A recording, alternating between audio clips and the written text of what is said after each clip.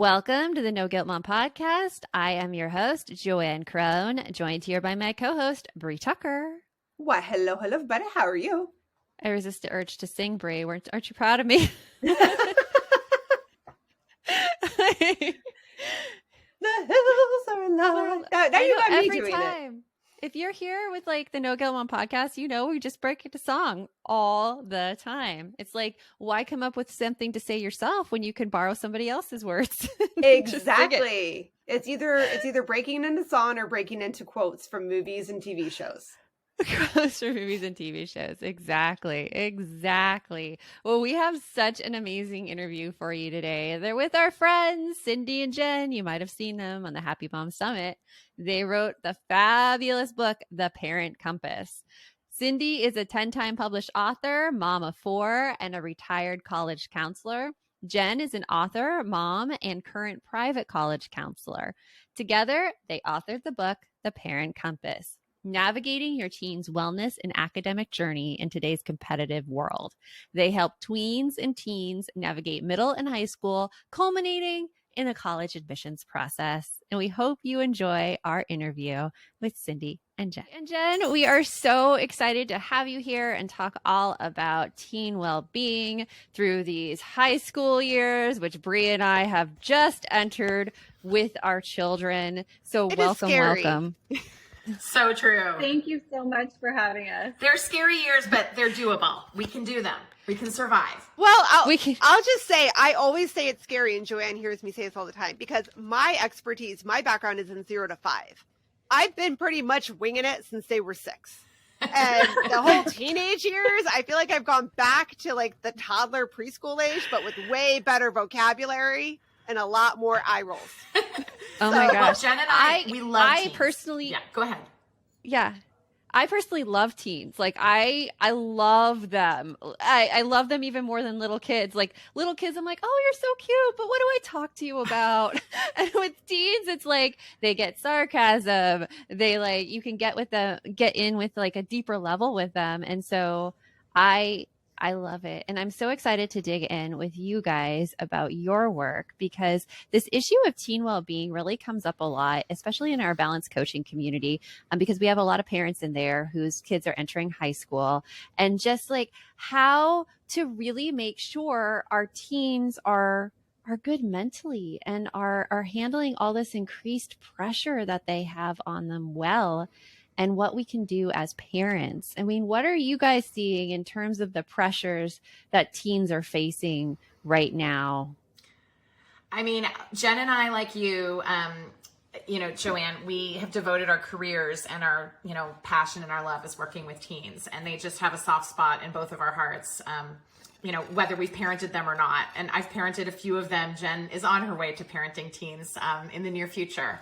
But I think, we are seeing obviously great increase in pressure that's been, added onto by, the results and the impact of COVID. But, kids who are stressed out, anxious, depressed, overwhelmed by school, by their parents, by the college process, by the world that's surrounding us with all sorts of icky news. And, that was really a big part of the reason why we wrote the Parent Compass together, to try to kind of get beneath that and pay really close attention to the mental health of these teens and what parents can do to help improve that. I love that, because it's hard seeing like what our teens are going through right now, and it's hard to figure out like how do we help them through it. Like, what can we do as parents? And you guys have such concrete things that we can do. Is there anything else that you're seeing right now in terms of parenting in particular? Like, is there anything that parents are doing right now through the teenage years that are really impeding this process of like teens' well-being in terms of like, so we should probably say that our field is education consulting. So we are college counselors, and have been both working with teens for each of us over a decade and a half. And so I would definitely say that things have changed over time. And the big catalyst for us was the college admissions scandal. And so we, as Cindy mentioned, we had been noticing that teens were stressed out and burned out. And so we wanted to write the Parent Compass because we were tracing a lot of that to exactly what your question is, to parenting patterns. And we were seeing this cohort of kids that came into our offices and they could not speak for themselves and they could not even schedule appointments with us. They didn't know how to do that. They didn't have opinions. They couldn't articulate who they were, what their values were. And then we were seeing another cohort of kids who really were thriving, who could have really meaningful and in-depth conversations with us, who could schedule appointments with us, had lots of opinions, lots of interests. And we were tracing those things to these parenting patterns. And what it seemed to come down to was this kind of keeping up with the Joneses mentality and the micromanaging and the overscheduling and the, well, you're not going to get into college if you don't. And so, but that's actually not really kind of what the research shows. And so we wanted to kind of get this message out there. We wanted to get the truth out there, which was, I guess if I could boil it down to one thing, it would be that the research does show that it matters more what a child or teen does in college than where they go. And so that's a Challenge Success. If anyone hasn't heard of Challenge Success, go check them out because they're awesome. But we really wanted to get that message out there that our kids thrive when we equip them with the skills to thrive, not when we push them into something that we think that they should be doing. I love that. Yeah, I 100% go with that because I feel like as a parent of my oldest is a sophomore right now, and I just am constantly going back and forth between, am I teaching you enough life skills to do things on your own? And that's the other thing too. Like I have to tell you, and I don't know how everybody else feels about this in podcast land, but a lot of times when I'm pushing my kids to do stuff on their own, like, hey, make your own orthodontist appointment, that the scheduler's looking at me and I'm like, I'm not in charge of your schedule. You know very well when you're going to band practice and when you have something after school. And then we had the added joy of being in a divorced household. So my kids have two different households. And I'm like, you know when your dad can take you to the orthodontist. I don't know his schedule. So trying to have them like have those life skills that they can do things on their own, but at the same time, not feeling like I'm completely failing my kids when they're like, well, so-and-so's parents do all this stuff for them. And it's just like, am I that's a hard pushback to hear. Yeah, but that's Joanne talking. Joanne, you are following your parent compass, by the way. No, that's Bree. Sorry, somehow I don't have video. I don't have video with you guys anymore, so I'm just hearing you. No but worries. I want you to know that you are following your parent compass by doing just that, by equipping your kids to learn those basic life skills. You're not taking anything away from them. You're not punishing them. You are equipping them, and so you should feel good about that. And hopefully their dad in his household should also be encouraging the same thing, but you can't control that in that situation. So we will just say from our expertise, that's exactly what you should be doing. And you should be doing that, in other ways as well. And it doesn't mean we cannot ever help our kids. Certainly when they need to brainstorm or when they want to role play or figure some challenge out and they want your input, if they seem receptive to it, that's always a good thing to ask. Like when you're sharing this with me, do you want my 2 cents or do you just want to kind of get it off your chest? Mm-hmm. But that being said, I think that's terrific, what you just described. I'm going to record this and play it every day. Yeah. I will tell you to piggyback on that. And we actually wrote this into the book. One of my most impressive students who just had it together and like just really was so impressive. I sat with her the last day that we worked together and I'd watched her over time. She was meticulous. And I said, what is it? What did your parents do? I think we're both always trying to learn from our students. And, I think our students are our best kind of parenting instructors when we're looking at how they were parented. And she looked at me deadpan and she said, well, they made me do hard things.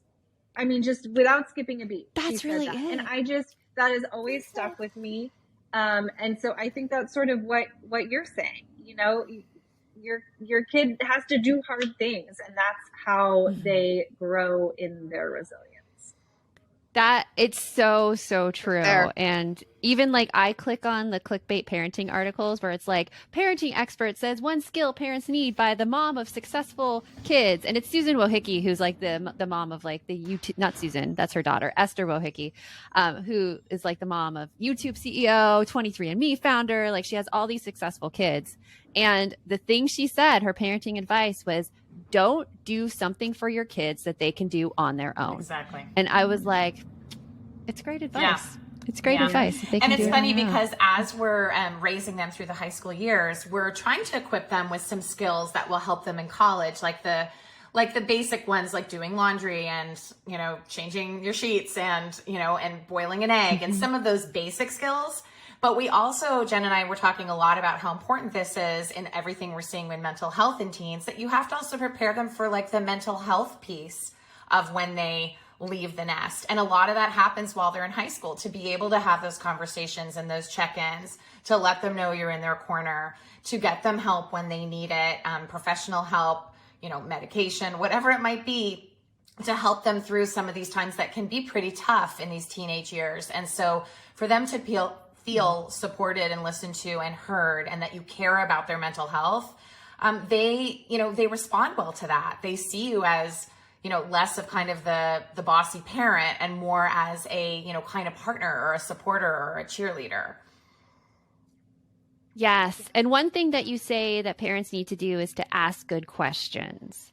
And when you're looking at that, like what kind of questions do you recommend parents ask? Like how should they go about this? I think we're all conditioned to ask when they get in the car, when they, you know, trudge in the door, how was your day? Yep. And that. Yep. Anywhere, right? Oh my gosh. So much grumpiness from my daughter when I asked that. Stop asking. Response. Yeah. So we actually, we even consulted question experts. We listed a ton of sample questions that you can ask. They're all listed in the Parent Compass. One of the ones that I like is, did you ask a good question today? And that actually comes from an example that we gave about a Nobel laureate who tells a story about how when he got home, all of his friends' moms were asking, you know, what did you get on your test today? Or how did that assignment go? And his mom, what he asked was, what was your good question that you asked today? And he credits that to all that he then achieved. And so I think that's, I don't know, Cindy, if you have another one that you really liked, but that's one of my favorites that I think really opens up the door and gets them thinking, oh, I should be asking good questions. What's a good question I can ask? Yeah. And I mean, you could get more fun and funny with them too. Like, you know, if today was a theme song, what would it have been? And then your kids can start thinking about lyrics of songs that they like, or they think you're weird for asking that. So a lot of times, no, Joanne's kids could knock that one out. There you go. And, you know, and also just, you know, kind of the rose and the thorn, like what was the highlight from today and a low light from today. But even to be more creative, one of our questions is, what is your tennis ball? Or what was your tennis ball today? What was the thing you were chasing after? You know, the way a dog chases the ball. So what excited you, or what was something funny that happened? You know, so we kind of distilled down our favorite, probably 40 or 50 questions. And I personally, on my own, try to kind of rotate through those with my kids when I feel stuck. Because one of my kids is a mumbler. He doesn't emote very much. He kind of talks with his head down a little bit, and the words kind of blur together. And my husband turns to me and I turn to him. We're like, did you understand what he just said? And so if we can get the right question and get him on a topic that excites him, the mumbling goes away and it becomes, a conversation instead of just a grumble. Doesn't that make you so excited when you've got a mumbler, or the one that just gives you the one word answers, and suddenly you've managed to find it and they start talking and you're like, oh my God, I don't want to say anything. Don't move. You might scare we him. high five after that. Do not show excitement. When he leaves the room, we high five. We're like, did that just happen? That just happened. Yeah, play it calm, play it chill. I don't want him to know I'm into him. I'm into this conversation. Can't let him know I'm into the conversation. True. That's so true. But with teens, it's very, very like tricky like that. Like you have to monitor your own emotions because they are so aware of like changes in like your tone. And sometimes like, I mean, the teenage brain, it's been known they misinterpret things all the time. And that is something that like, I feel like I'm navigating through right now as a parent is knowing that my kids' reactions to things aren't necessarily things I've done, but things they're misinterpreting that I've done. So like even with the question thing that you're talking about, they kind of that adds to our challenge, huh? It's like really another language, right? Like we've got to think about how we ask, what we ask, and oftentimes the time we ask it. So food really helps. Devices away obviously help from the distraction. Sometimes the car ride is good because there is less to do in the car. But I do think that, finding that right moment, and when they walk in from school, the last thing they want is to be peppered with questions. They just, I think do need that downtime. We all do, right? Like we just sort of want to, decompress a little bit before we download our day. Yeah. I find that the time my daughter most wants to talk is like 10 p.m. at night. And I'm like, oh gosh. The bedtime dragger, That's the only plus I have is that my daughter is a night owl like I am, so I could do that. But the only problem is she still don't want to talk to me. So, that's all right. We're working through it. Well, good asking good questions is like one component, but there's also like once you get the answer to a question, you have to be a good listener. So how do you recommend that parents listen to their kids and show that they're listening to their kids? Right, because it's more than just I sat there and listened to what you said, right? There's got to be more. So I think one of the challenges is that as parents, we really quickly want to jump in and fix or solve or give advice. And the reality is the vast majority of the time, that's not what they're looking for. They want to vent. They need to get something off their chest. And something that I saw long ago, but has stuck with me is the this image of the fact that the words listen and silent are equal. They have the same letters. They're just in a different order. And I think I never realized that. Right? Think about it. And so I think that it is actually such a wonderful image and depiction for what it means to really listen. It means that we need to zip our lips and be silent and absorb whatever our kid is telling us. So I think beyond that, I think some techniques I would have would be mimicking body posture is a really great way to show that you're attuned. So if the person that is speaking to you is sitting there with their, legs crossed and maybe hunched over a little bit, try that and see if it makes them feel like you are with them in the moment. Another thing is paraphrasing back to them.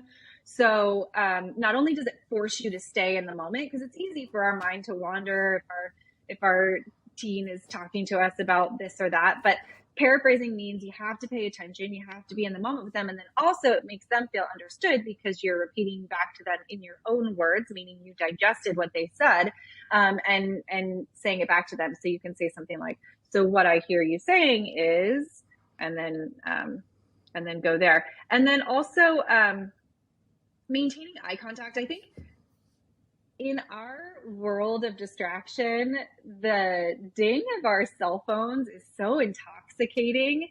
And I think that, if we're talking to anybody, I think a lot of these skills go toward not just teens, but honestly, anybody, a spouse or a friend or whatever the case may be. If we're looking down, every time our cell phone dings, we're not listening or we're not showing that we're listening.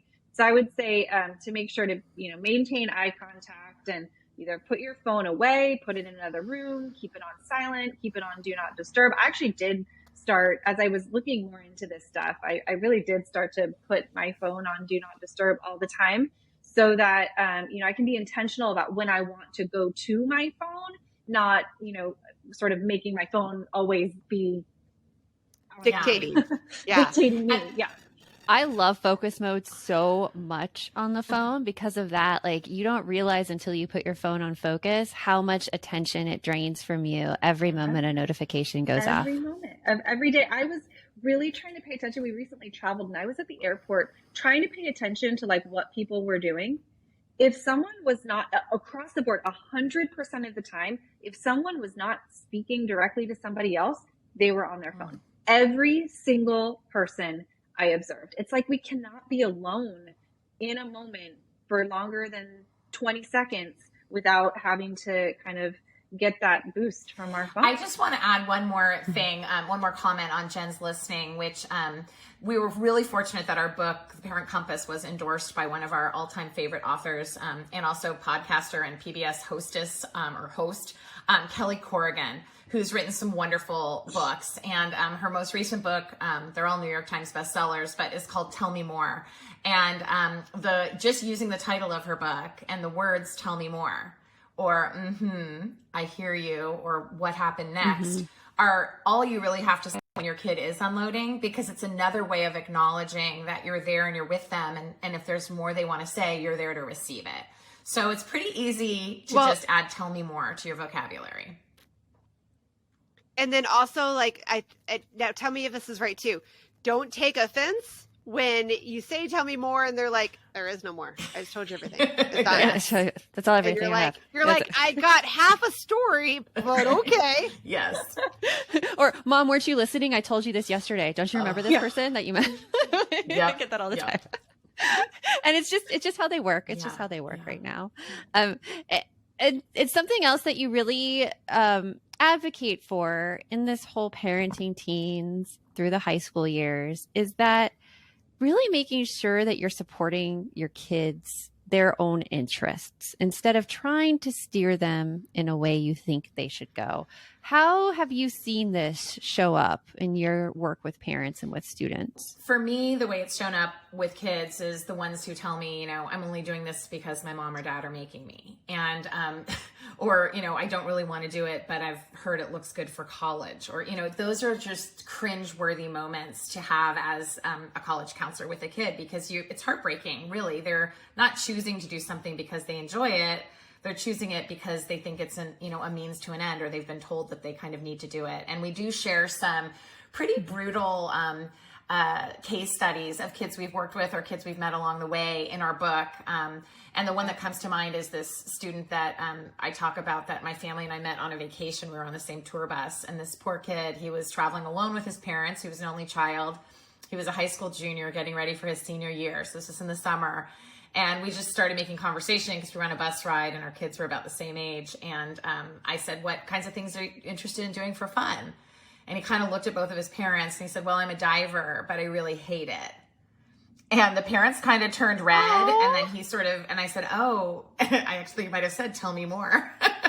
And he said, "Well, my parents have made me dive and swim, since I was really young, and I don't like it anymore. I want to quit. I'm really burnt out." And I said, "Wow, that must be really, challenging. What else would you want to be doing with your time instead of that?" And he said, "Well, yeah, it takes so much time. I want to write an article for the school newspaper, or I want to have a girlfriend. I want to go to the prom. I want to, do different things." And this was like the one thing. And obviously he was, reaching out in desperation, sharing this with a family of strangers. But we've heard similar stories in our offices of kids who are just unhappy with the things that they feel like their parents have chosen for them. And our comment would be, hang on, hold the phone. Like, we once were teens and we got to do teenage life. It's their turn, right? So even if they're making a choice for an activity or something that just doesn't click with you or appeal to you, or you think it's not worthwhile or this or that, it's not up to us to choose that. In fact, the best ways we can engage with them are to support the things that excite them and to let them educate us and teach us more about the things that excite them. So we've really got to be careful that we're not pushing our kids into things that they don't like spending their time doing, because honestly, they'll grow to resent you. It's pretty terrible. They will be miserable. Oh, yeah. And we're not telling them, we see you and we want to let you choose. You can try a few things and then settle in. And it doesn't mean some things won't get hard, or you might get bored over time, or you might get a little bit of burnout and take a break and maybe then go back, or maybe not go back. But those activities and outside interests are really not up to us to choose. It's up to us to drive them those places if they need a ride. Oh, okay. Can I ask them. a question? Sorry. Go ahead, Joanne. Say that again. Oh, no, I was going to go in. So like to drive them to do those things. And what I hear you talking about is making kids stay in long-term activities so that it looks like good in a college application. Like that is no bueno. But like sometimes as a parent, I find that my kids are really reluctant to try something out. That's exactly. And I have to be the one to be like, listen, like I just did it with a leadership camp this past summer with my daughter. It was a week-long camp. We got a friend to go with her. She didn't want to try it. And I'm like, listen, it's just a week. It's a day camp. Just go and try it and see what it feels at the end. And I really got pushback on it. Like the first morning, it was like, Mom, I don't want to do this. Like you're forcing me to do it. Parents shouldn't force their kids to do things. And I'm like, short term, try it out. Turns out she loved it. She wants to go baback and do like a whole summer camp. So there's like a difference between the long term and the like pushing to try. That's exactly what my question was. Like, because I feel like with the way things are, you guys were talking about this, like everybody with their phones, like especially recently with the pandemic, I feel like so many people, kids and adults, we've all gotten used to being our little cocoon, our little home, staying here. I can talk to my friends online. It's fine. I don't need to be in real life. And I feel like as parents, we're a lot of times like, okay, I have to like, come on, push you out the door, get the heck out of Dodge. You need to go do something. Yeah. But at the same time, it's like you were saying, like Joanne just totally exquisitely put together of the whole, like, where do you find that line, right? Of what's pushing too much and what isn't, I don't know, what's needed. Yeah, that's good. Where is the line? When do you know, like, it's not beneficial for the kid anymore? I mean, I could jump in again unless you want to try it, Jen. I mean, I would just say it really comes down to communication and following what you think are kind of some of those signals, because that reluctance, I had a kid who didn't want to go to sleepaway camp, and we found the shortest session, which was a week. And it was, pulling teeth to get him to go. And then he got off the bus at the end of the week and said, I just want to get back on. Can I just go back? So yes, we've all been there as parents and wanting our kids to just be exposed to certain things. But I think it's the reaction sometimes to it. If that exposure didn't go well and wasn't so successful, and it should never be like, see, I told you so. I knew you would like it. It could just be like, I'm so glad you liked it. I'm so glad you got to try that. That's a really neat life experience, or good job for trying. And now we know you don't like it, So I think that fine line comes just with communicating with your kids in a more open way, and the check-ins of, how are you doing with soccer practice right now? I'm seeing, a lot more exhaustion than I usually see, or a lot more bruises, or a lot more, disappointment when you come home from practice. What's up? Or, do you want to try something new? Is there something new I can help you explore? Or, whatever it might be. A lot of times they bring you their interests. They really do. Like my daughter, who was the youngest, used to bring an iPad and say, can you type in your credit card, because I just signed myself up for these things. So she would just pick them out because I didn't really have time to, help her find original things to do. So I think it's kid by kid, but it does come to, there's the fine line, but I think we kind of know when it goes from, let's just try it. I think it would be great. And you know what, if I'm wrong, totally my bad. But if I'm, but if it turns out to be great, I'm glad you check it off your list. Check it off. Exactly. Exactly. Yeah. Check it off your list. The amount of time. I was just saying, knowing too that and helping them know that if they realize that they don't like something, I think that it's just as valuable as finding out that they do like something. So a lot of kids put all this pressure on themselves to, have it all figured out when they're a freshman in high school. That's just not age appropriate, quite frankly. And so, I like to tell my students to explore. And if you figure out that you thought you were going to like engineering, but you absolutely hate it, great. Now that gives you a little more information on what you might like. So just kind of reinforcing that message that it's always great to try. And then if you find out that it's not working for you, it's all right to move on and find something else that does. Absolutely. I think that this discussion about making trying new things, asking questions of your kids, and then making sure that you're listening to them and that they know you're listening to them it's so important. And it's such simple tools that parents can practice. And there's a lot more. So thank you so much, Jen and Cindy. There's a lot more in the Parent Compass. There is a lot more in the Parent Compass. I've read the Parent Compass. It is a phenomenal book, and everybody listening should go out and get it right now. You can get it on Amazon, and it's very easy. Delivered to your door. There'll be a link in the show notes. There we go. There'll be a link in the show notes. Thank you so much, Jen and Cindy, for coming on, and we'll talk to you later. Us. Thank you. Okay, as a mom of teens, I was so excited to talk to them because I constantly feel like I like a compass spinning. It's a perfect example of the whole parent compass. I feel like a compass that is spinning. I never know which direction to go with my kids. Am I going the right way? Am I going the wrong way? I don't know. It's interesting how they said, like, usually with your parent compass, though, you know the way you want to go. And it's all about tuning out that outside noise and following like your gut for what's best for kids. Like, especially you, Bree, because I mean, you have all the knowledge and you have all the expertise and your gut says yes, but like all these outside forces are coming at you and being like, no. Right. And oh my gosh, am I doing this wrong? Maybe I should be doing this differently. Yeah, you're right. And sometimes it's just a matter of listening to our gut and feeling a little bit more sure about what we should do. But everything that they said, for people that watch this episode, because we're recording them now and they're on YouTube, you can see me the whole time shaking my head. Yes, yes, yes. So yes, there's so much good in it. And we hope that you got a lot out of our interview with Cindy and Jen. And until next time, remember, the best mom's a happy mom. Take care of you, and we'll talk to you later. Thanks for stopping by.